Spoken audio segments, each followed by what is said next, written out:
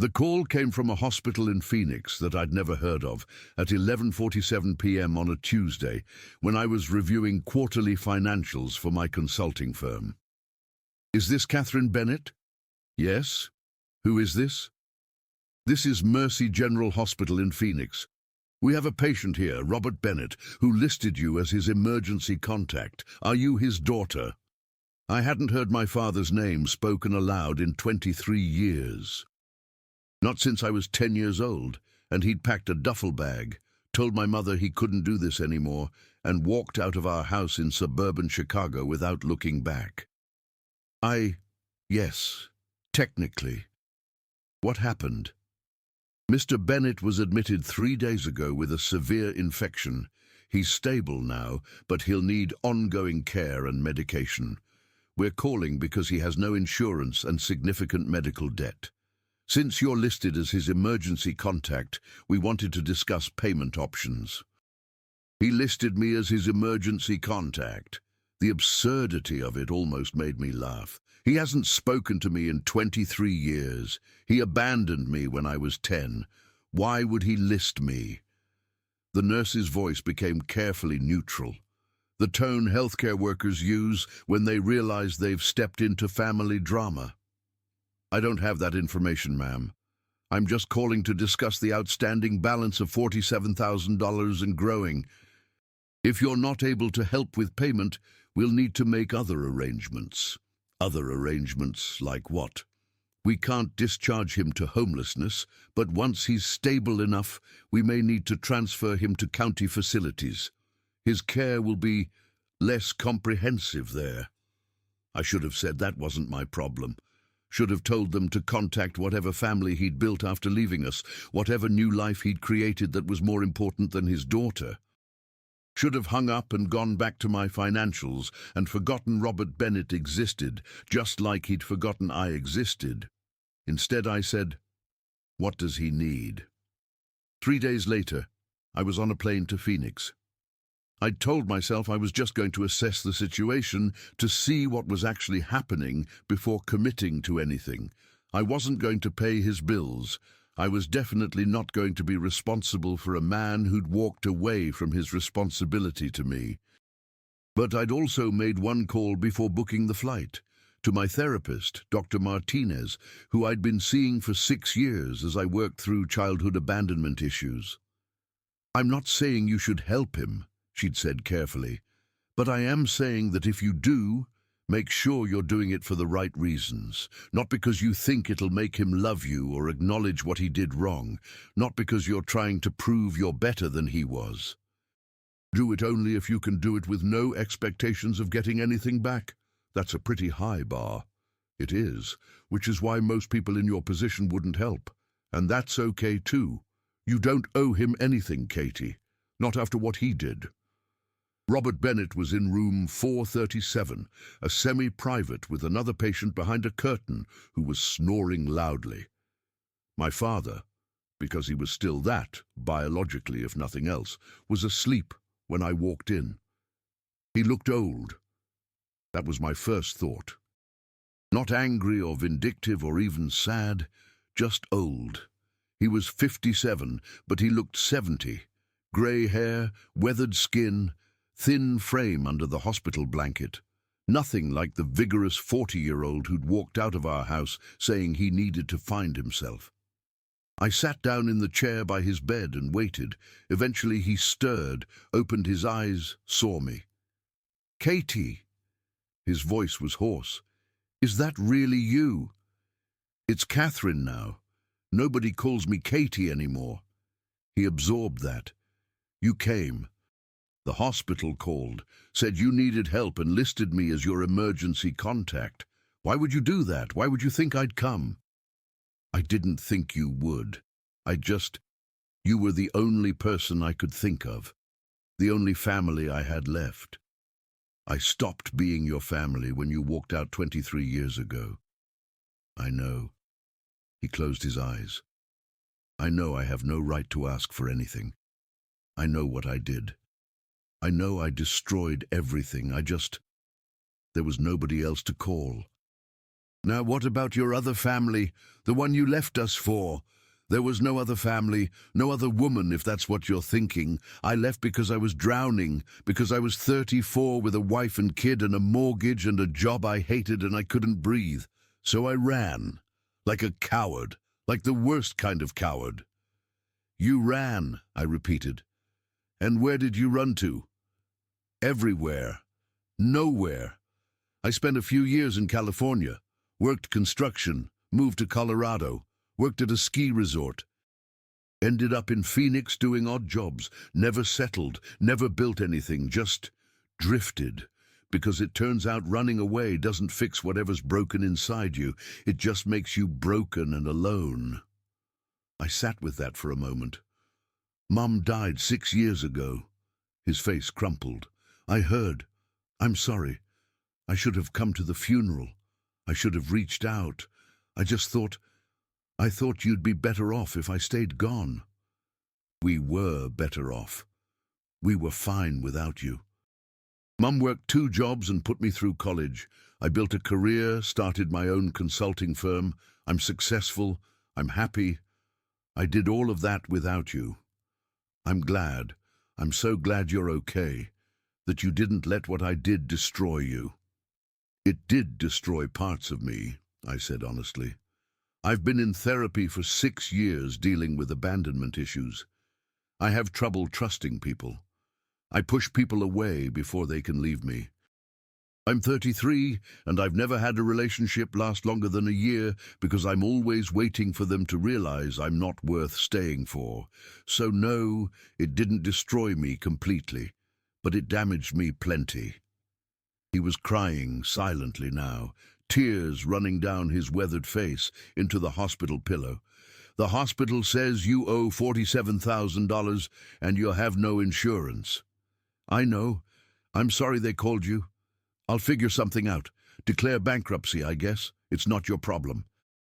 What happens after you're discharged? I don't know. I was staying at a friend's place, but he's not going to take me back while I'm recovering. Probably a shelter. Maybe I can get disability, find subsidized housing. I'll figure it out. I looked at this broken old man who was my father, who'd left me to find himself and apparently found nothing worth keeping. And I thought about Dr. Martinez's words. Do it only if you can do it with no expectations of getting anything back. Could I help him expecting nothing? Could I pay his bills and set him up in housing, knowing he might never thank me, never apologize properly, never give me the closure I'd spent 23 years wanting? I'll pay the hospital bill, I said finally, and I'll set you up in a basic apartment for 6 months with a stipend for living expenses while you recover and figure out your next steps. That gives you time to apply for disability, get back on your feet, make a plan. Oh, Catherine, I can't let you... You don't get a say. This is what I'm willing to do. Take it or spend your recovery in a county facility and then a shelter. Your choice. Why? Why would you help me after what I did?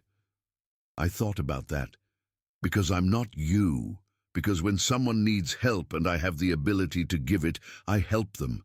Even when they don't deserve it. Even when they hurt me. Even when doing the right thing costs me something. That's who I am, who Mom raised me to be. Not because of you, but in spite of you. I stood up. I'll arrange everything with the hospital. A social worker will help you find an apartment. I'll set up the stipend to transfer monthly. But Dad, this isn't reconciliation. This isn't me forgiving you or wanting a relationship. This is me being the kind of person who helps people in crisis. That's it. Don't expect more. I understand. His voice was small. Thank you, Catherine. You're a better person than I ever was. I know. I left the hospital and spent the next 2 days arranging everything. Paid the hospital bill, $47,392.68, which I transferred from my business savings. Met with a social worker who found subsidized housing for seniors with medical conditions. set up a monthly transfer of $1,500 for living expenses, made sure he'd be connected with social services, disability applications, ongoing medical care. I did it all efficiently, professionally, without emotion. Like it was a consulting project for a client, not my estranged father. Then I flew back to Chicago and tried to pretend it had never happened. Except I couldn't stop thinking about it. About the broken old man in that hospital bed, about the father who'd left to find himself and found only emptiness, about whether I'd done the right thing or just enabled someone who'd never deserved my help. Dr. Martinez listened to the whole story in our next session. How do you feel about what you did? I don't know, confused, angry that I'm confused, like maybe I should feel good about helping someone in crisis, but mostly I just feel empty. What were you hoping would happen? I don't know. Maybe that he'd apologize more, that he'd acknowledge what he did, that he'd say something that would make the last 23 years make sense. And did he? No. He just said he ran because he was drowning. Like that explains abandoning a 10-year-old. Like I couldn't breathe is an excuse for destroying your family. It's not an excuse, Dr. Martinez said gently. But it might be an explanation. Your father was clearly dealing with mental health issues, depression, anxiety, maybe more. That doesn't excuse what he did, but it might help you understand that his leaving wasn't about you. It was about him being broken and not knowing how to fix it. So, I should feel sorry for him. You should feel whatever you feel. There's no right answer here, Katie. You helped him because you're a good person who helps people in crisis. That's enough. You don't have to forgive him or understand him or have a relationship with him. You just have to live with the choice you made and know it was yours to make. 6 months passed. I didn't hear from my father, except for one text. The apartment is good. Thank you again. I didn't respond. Then my phone rang. Phoenix area code. I almost didn't answer. Catherine, it's your father. I'm sorry to call. I know you said no contact, but I wanted you to know I got approved for disability, and I found a part-time job at a community center doing maintenance. I won't need your monthly stipend anymore. I'm going to make it on my own. That's good, I said neutrally. I'm glad you're stable. I'm more than stable. I'm getting help, real help. Therapy, medication for depression and anxiety. I'm dealing with things I should have dealt with 30 years ago instead of running away from them. Good for you. Catherine, I know you don't want a relationship. I know I don't deserve one. But I need to say something, and I need you to hear it. Not because it changes anything, but because you deserve to hear it. I waited. I'm sorry. I'm sorry I abandoned you. I'm sorry I wasn't strong enough to deal with my problems without destroying you in the process. I'm sorry I wasn't the father you deserved. I'm sorry I left you thinking it was your fault when it was always mine. Every single bit of it was my fault, my weakness, my failure. And I'm sorry I never said this 23 years ago, or 10 years ago, or even 6 months ago in that hospital bed. His voice broke. You saved my life, Katie. Not just by paying those bills, but by showing me what strength looks like. What being a good person looks like. You had every reason to leave me in that hospital to die or suffer, and you didn't. You helped me, even though I'd done nothing to earn it. That kind of grace, I don't know if I'll ever understand it, but I'm grateful for it every day. I didn't do it for you, I said. I did it because it's who I am. I know. That's what makes it so powerful. You're not the person you are because of me. You're the person you are in spite of me.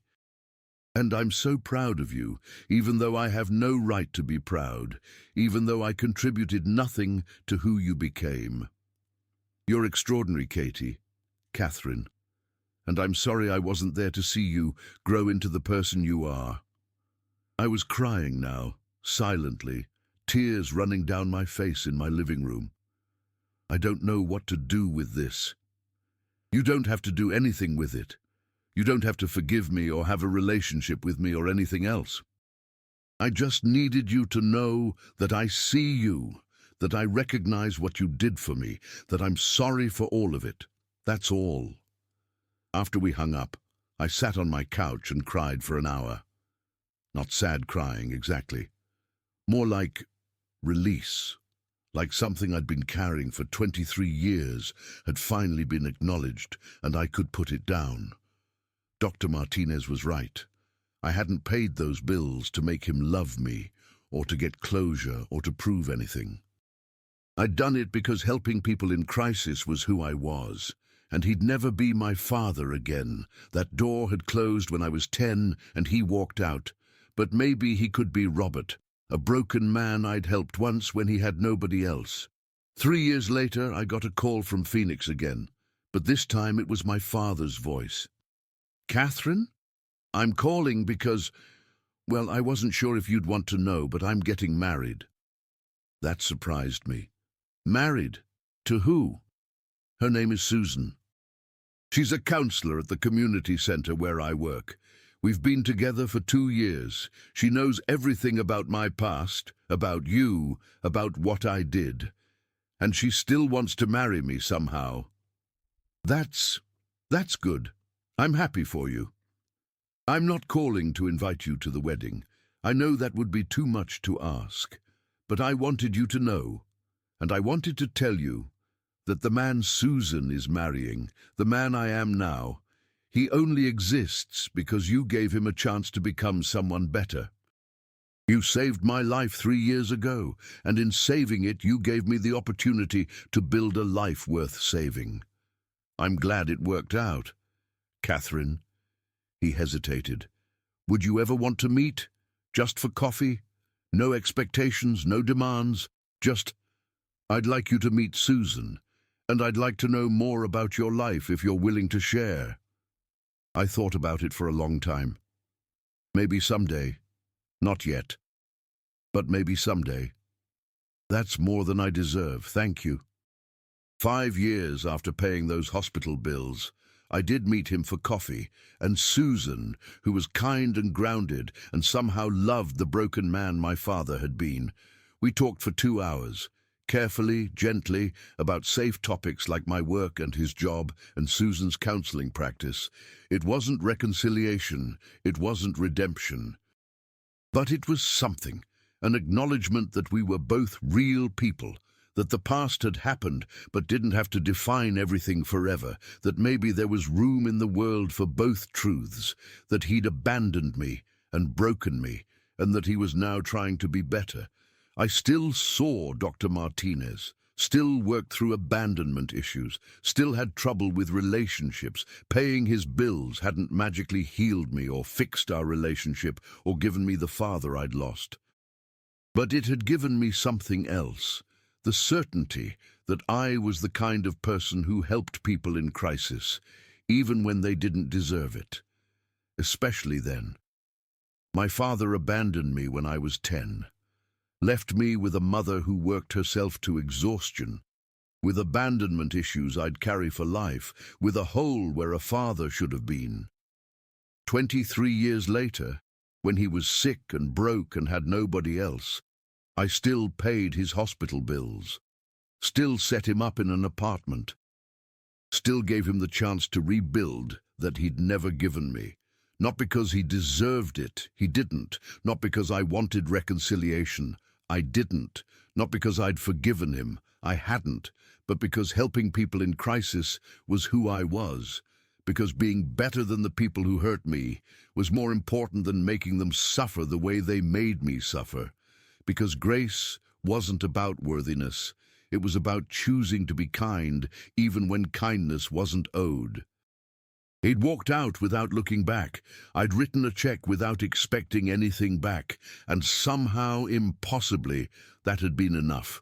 Not to fix everything, not to erase the past, but to prove that I'd become the kind of person who could help even when it hurt, who could give even when nothing was owed, who could choose grace over bitterness.